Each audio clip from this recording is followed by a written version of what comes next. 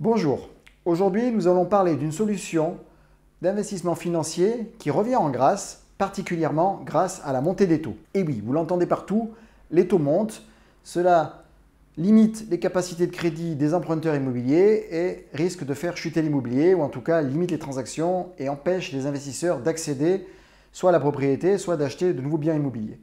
Mais sachez aussi que la montée des taux a un effet positif sur un type d'investissement qui sont les obligations. Aujourd'hui, je vais vous parler d'une typologie de fonds obligataires que l'on appelle les fonds obligataires datés. Alors, vous allez me dire, qu'est-ce que c'est qu'un fonds obligataire daté?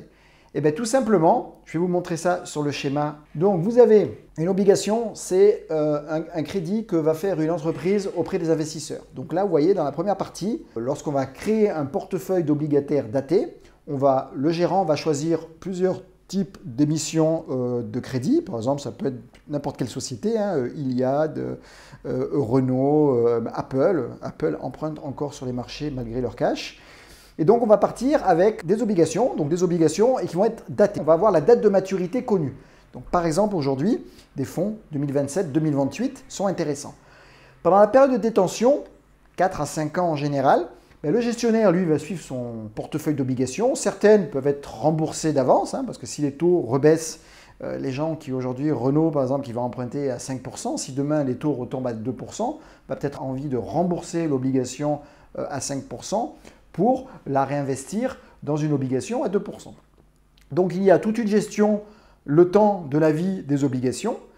Et puis derrière, à la fin, l'investisseur est sûr de récupérer les coupons qui ont été versés éventuellement par le taux d'intérêt par l'émetteur et son capital. Alors bien sûr, il y a des risques sur ce genre de solution puisque c'est de l'obligataire. Nous avons d'abord toujours un risque de perte en capital. Si une des obligations fait défaut, on va perdre cette obligation. Un risque de crédit, c'est-à-dire si les taux montent ou descendent. Donc aujourd'hui, on va le voir, on est dans une période où les taux sont hauts. Donc plus les taux montent, plus l'obligataire descend. En tout cas, la valeur de l'obligation descend, mais plus son rendement peut augmenter sur les nouvelles obligations. D'où l'intérêt de se positionner aujourd'hui sur des nouvelles obligations qui vont être à échéance 4-5 ans. On peut avoir un risque sur les obligations qu'on appelle à haut rendement, high yield en anglais, qui sont, on va dire, des entreprises qui sont mal notées au niveau de leur crédit, ce qui veut dire qui ont une grosse dette. Actuellement, il y a plusieurs sociétés qui sont connues et qui peuvent avoir des problèmes sur leurs dettes puisque les taux sont montés. Et puis dernièrement, c'est tout simplement la liquidité du sous-jacent, c'est-à-dire que par moment, on peut pas forcément vendre de suite l'obligation si le marché se tend. Alors nous allons voir maintenant ce que je pense être les 4 avantages des fonds datés obligataires. Je vous invite à regarder le tableau ci-dessous. Donc sur le tableau, j'ai repris donc des obligations classiques, des fonds obligataires classiques. Donc, obligations classiques, vous achetez uniquement une obligation, vous avez le droit de le faire, il y a des marchés pour cela. Acheter un fonds obligataire, donc c'est un fonds qui va acheter de l'obligation et qui va les renouveler, c'est-à-dire que les obligations arrivent à terme et il va racheter d'autres obligations, donc il n'y a pas de date d'échéance.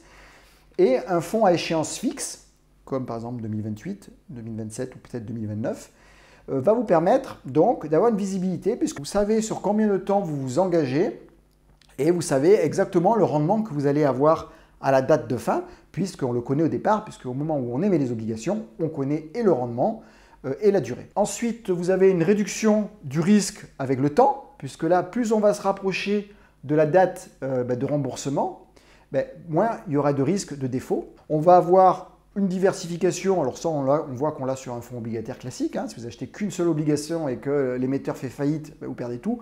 Si vous achetez un fonds, en général les fonds, demandez conseil à vos gestionnaires de patrimoine, mais en global, à peu près 200 lignes d'obligations. Donc, si un émetteur fait faillite, on va perdre 0,5% de la performance, mais on va perdre l'ensemble de son investissement.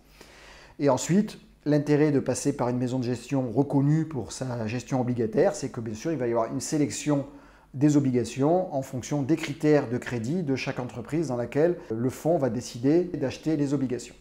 Donc voilà, ce sont les 4 avantages que je vois sur les fonds obligataires datés. Alors en conclusion de cette courte vidéo, intéressez-vous aux fonds obligataires datés, rapprochez-vous de votre conseiller en gestion de patrimoine qui va pouvoir vous en proposer en fonction de votre contrat d'assurance vie, de votre contrat de capitalisation. Vous pouvez aussi les acheter en compte titre. puisque les taux sont hauts, les spreads sont assez larges sur les différences de taux courts et de taux longs. Les échéances, on va dire 2028-2029, nous permettent d'avoir aujourd'hui des obligations autour de 4, 5, 6, voire 7% qui vont être intégrées dans un portefeuille global pour avoir une performance lissée. Et puis, on peut jouer éventuellement la tendance de baisse des taux, hein, peut-être 2024 ou 2025. Et comme on l'a dit en début de vidéo, une baisse des taux va faire remonter la valeur des obligations. Et dans ce cas-là, on pourra sortir avant l'échéance en prenant les coupons passés plus une plus-value à la revente. Je vous remercie d'avoir suivi cette vidéo. Si vous avez des questions sur les obligations datées, n'hésitez pas à me poser des questions dans les commentaires. Et puis moi je vous dis à une prochaine fois pour une prochaine vidéo. Merci.